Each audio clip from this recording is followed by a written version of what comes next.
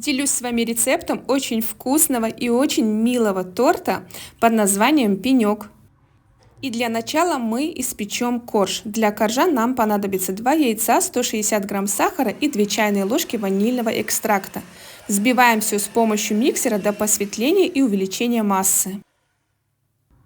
Затем выливаем 8 столовых ложек воды, еще раз перемешиваем. Далее отставляем миксер в сторонку и просеиваем 190 грамм муки. Также добавляем 1 чайную ложку разрыхлителя. И с помощью венчика либо силиконовой лопатки аккуратно перемешиваем муку с яичной массой. У нас получится вот такое тесто. Противень застилаем пергаментом и выливаем все тесто на противень. Разравниваем и отправляем в заранее разогретую до 180 градусов духовку на 12 минут. Далее у готового коржа обрезаем края, так как они немного подсохли и они нам не понадобятся. Переворачиваем корж и снимаем пергамент. Затем делим корж на 4 равные части. У меня получилось 4 полоски по 6 сантиметров шириной.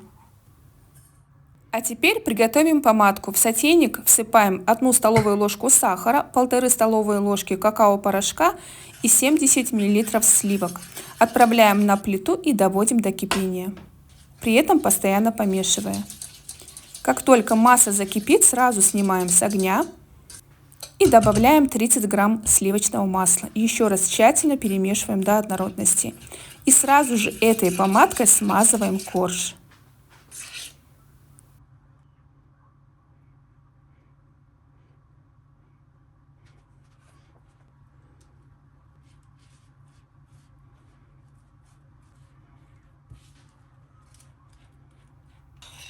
А теперь приготовим крем. Для крема берем 200 грамм мягкого сливочного масла и взбиваем до побеления с помощью миксера.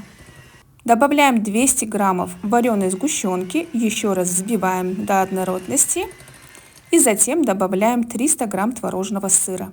Еще раз взбиваем до однородности и наш крем готов. Получается очень вкусный крем.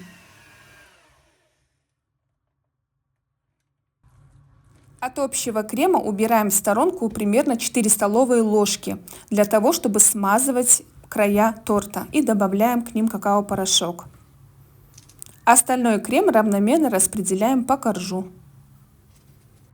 Теперь будем собирать наш торт. Первую полоску сворачиваем рулетом и выкладываем на блюдо. И затем берем каждую полоску и отправляем вот таким вот образом по кругу. Главное хорошо придерживать, чтобы не было вот таких вот казусов. На самом деле все делается очень просто, главное тут не волноваться.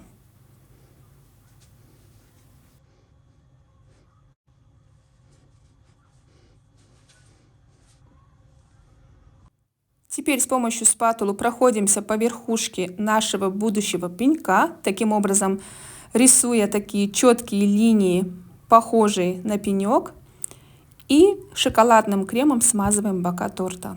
Теперь с помощью вилки делаем узоры, чтобы был более правдоподобный пенек.